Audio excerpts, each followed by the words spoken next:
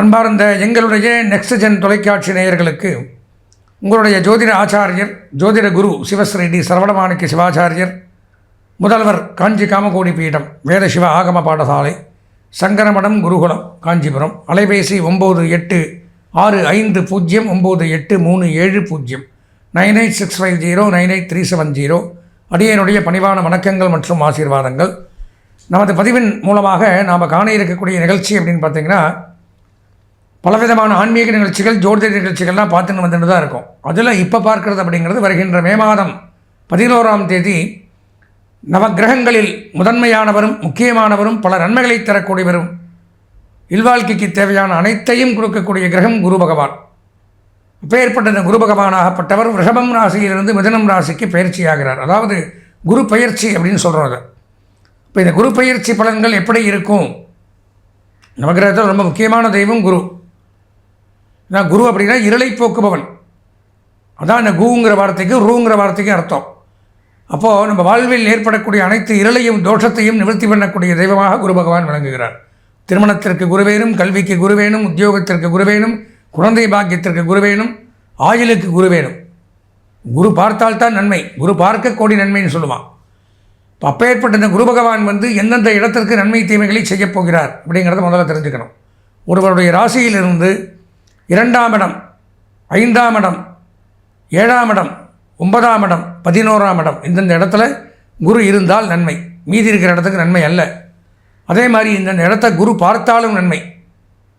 அப்போது அப்பேற்பட்ட இந்த குரு பயிற்சியை பற்றி நாம் தெளிவாக விரிவாக 12 ராசிக்கும் எப்படி இருக்குங்கிறத பார்க்குறோம். இதில் வர பலாபலன்கள் அப்படிங்கிறது என்னுடைய சொந்த கருத்து கிடையாது, நல்லா தெரிஞ்சுக்கணும். எப்போது சொல்கிற மாதிரி பல ஜோதிட நூல்கள், ஜோதிட அரிச்சுவடி களஞ்சியங்கள், இந்த மாதிரி விவேக சிந்தாமணி பல பேர் பல புஸ்தகங்களில் போட்டதை எடுத்துட்டு, அது மட்டும் இல்லாமல் 18 சித்தர்களில் ஒருவனான புலிப்பாணி சித்தர் அப்படிங்கிறவர் என்ன சொல்லியிருக்காரு, பல ஆயிரம் ஆண்டுகளுக்கு முன்பாகவே இந்தந்த கிரகங்கள் இந்த இடத்துல பயிற்சியாக இருந்தால் கோச்சாரத்தில் அப்போ என்னென்ன பலன்களை கொடுப்பார் அப்படிங்கிறது தான் நம்ம தெளிவாக அவருடைய பாடலோடு விளக்கத்தோடு பார்க்க போகிறோம். இதில் நன்மை தரக்கூடிய விதமாகவும் இருக்கும், சில ராசிகளுக்கு தீமையும் இருக்கும். அதனால் இதை கேட்டுட்டு என்னடா இவர் இப்படி சொல்கிறாரே அப்படின்னு பயப்படுறதோ, அல்லது எனக்கு தப்பான கமெண்ட்ஸ் போடுறதோ, எங்கள் தொலைக்காட்சியை நிராகரிக்கிறதோ, அன்லைக் பண்ணுறதோ, இதெல்லாம் பண்ணால் உங்களுக்கு தான் முழுமையான பலன்கள் கிடைக்காது. ஏன் இதை சொல்கிறேன்னா, இது முழுக்க முழுக்க உண்மையை தெரிந்து கொள்ள வேண்டும், இதுதான் நடக்குங்கிறத சொல்கிறதுக்காக இந்த நிகழ்ச்சி பண்ணுறோம். உங்களுக்கு சில டிவியில் சொல்லுவாங்க 12 ராசிக்குமே சூப்பராக இருக்குது, ஆஹா ஓஹோ அப்படின்னு லைக் நிறையா வரணும், கமெண்ட்ஸ் போடணும். இல்லாதெல்லாம் மேலே ஹெட்டிங் பார்த்தீங்கன்னா ஜாக்பாட் அடிக்கும், கோடீஸ்வரன் அவன் பார்த்தா இங்கே நல்லாவே இருக்காது குரு. இது நமக்கு தேவையில்லை. எதுக்கு பொய் பேசி சம்பாதிக்கணும்? என்ன இருக்கோ அதை சொன்னால் நீங்களும் காப்பாற்றிப்பீங்க. நல்லா தெரிஞ்சுக்கணும். ஒரு நிகழ்ச்சி பண்ணுறது மக்களுடைய நன்மைக்காக. நீங்கள் நல்லா இருக்கணும், நல்லா இருக்கிறவனுக்கு நல்லா இருக்கும். பாதிக்கப்படுறவங்க அதிலேருந்து வெளியில் வர்றதுக்கு டாக்டர்கிட்ட போனால் பொய் சொல்லி நல்லா இருக்கு போன்னு அனுப்ப மாட்டார்ல. நோயாளி இந்த பிரச்சனை இருக்கவனுக்கு ட்ரீட்மெண்ட் பண்ணிக்கணும்னு சொல்கிறார்கள். அந்த மாதிரி தான் தோஷங்கள் இருந்தால் இது நடக்கும். நாம் நம்மளை காப்பாற்றிக்கணும். அப்போது எந்த ராசிக்கு என்ன நன்மை தீமை அப்படிங்கிறத விரிவாக காண்றோம். அதனால் இந்த இப்போ தோஷம் இருக்கிறவங்க பரிகாரங்கள் பண்ணிக்கிறோம், அதை அதிலே சொல்லுவேன் என்ன பண்ணலான்னு. அதனால் இந்த குரு பயிற்சி என்னுடைய ஆத்மார்த்த ஆசை 12 ராசிகளுமே நல்லா இருக்கணும்னு ஆசீர்வாதம் பண்ணி தொடர்ந்து 12 ராசிகளுக்கு உண்டான பலாபலன்களை விரிவாக நாம் பார்ப்போம். அன்பார்ந்த எங்களுடைய சித்திரை சுவாதி விசாகம் ஆகிய நட்சத்திரத்தில் பிறந்த துலாம் ராசி நேயர்களுக்கு வருகிற மே மாதம் 11ஆம் நாள் குரு பகவானாகப்பட்டவர் ரிஷபம் ராசியிலிருந்து மிதுனம் ராசிக்கு பயிற்சியாகிறார். அது சமயம் நமது துலாம் ராசிக்கு என்னென்ன நன்மை தீமைகளை செய்யப் போகிறார் அப்படிங்கிறத தான் இந்த பதிவில் பார்க்குறோம். இவ்வளவு நாளாக பார்த்தீங்கன்னா குரு பகவான் உங்களுக்கு 8ஆம் இடம் அப்படிங்கிற இடத்துல இருந்து மறைவு ஸ்தானத்தில் இருந்து கணவன் மனைவிக்குள்ள பிரச்சனை, கருத்து வேறுபாடுகள், சண்டை சச்சரவு, பலவிதமான இன்னல்களை கொடுத்து கொண்டிருந்த குரு பகவான் தற்சமயம் 9ஆம் இடம் அப்படிங்கிற இடத்துக்கு பலனை அள்ளித்தரக்கூடிய இடத்திற்கு ஓடிப்போனவனுக்கு 9 குருங்கிற பழமொழிக்கு உகந்த மாதிரி பல நன்மைகளை தரும் இடத்துக்கு வரார். அப்படி வரும்பொழுது என்ன பண்ணுவார் அப்படிங்கிறதான் 18 சித்தர்களில் ஒருவரான புலிப்பாணி சித்தர் என்ன சொல்லிட்டு போயிருக்கார் அப்படிங்கிறதான் இந்த பதிவில் பார்க்குறோம். அதாவது என்ன சொல்கிறார் அப்படின்னு பார்த்தீங்கன்னா, மன்னவனும் நவமேரில் ஆச்சாரன் மன்னன் ஞானி அன்றும் மன்னராலே ஞானி என்றும் மன்னராலே லாபமுள்ளோன் மாநிலத்தில் ஓங்கி நிற்பான் தாயே. அதாவது ஞானியாக இருந்தால் கூட ராஜா மாதிரி வாழ்வானோம். அதான் அந்த பாடலுடைய விளக்கம். ஞானினா யார்? சன்னியாசியாக இருக்கிறவங்க கூட ராஜா மாதிரி வாழக்கூடிய நேரம் 9ல் குரு வந்தால்.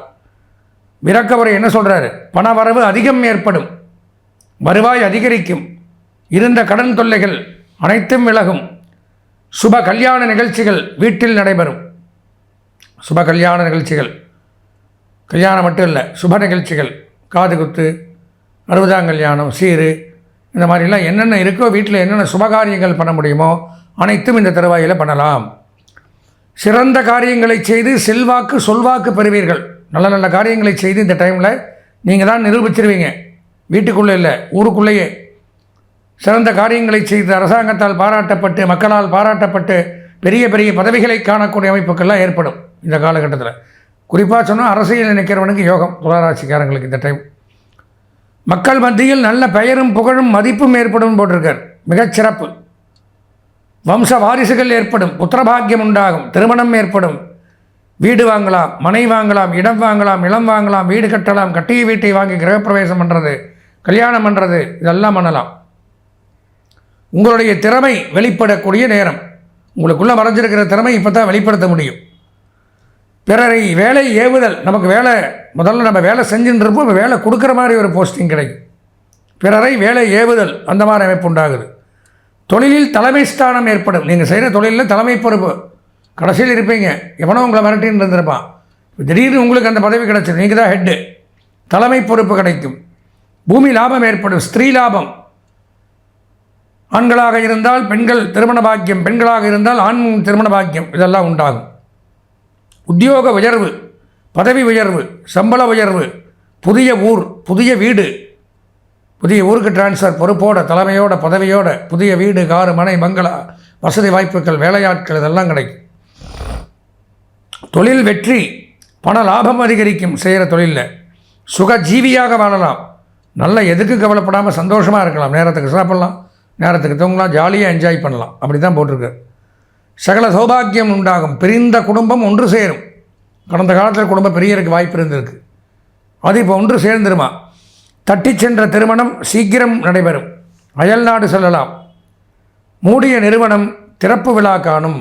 முடியல, நம்மளால் நடத்த முடியல, மூடி போட்டு போன தொழில் நிறுவனங்கள்லாம் மீண்டும் திறந்து பணியை துவங்கக்கூடிய நேரம் அப்படின்னு போட்டிருக்கார். சகலத்திலையும் வெற்றி காணக்கூடிய அமைப்பு 9ல் குரு வரும்பொழுது. எதுக்கும் கவலைப்பட வேண்டியது துளாராசி நேயர்கள் தைரியமாக இருக்கலாம். இந்த குரு பயிற்சி மற்றும் தங்களுக்கு மற்ற பயிற்சிகளுமே சாதகமாக இருக்கிறதுனால துளாராசி நேயர்களுக்கு இந்த 2.5 ஆண்டுகள் சகல சௌபாகியங்களும் உண்டாகி நலமுடன் வாழ இறைவனை பிரார்த்தித்து ஆசீர்வதித்து விடைபெறுகிறேன். நன்றி, வணக்கம்.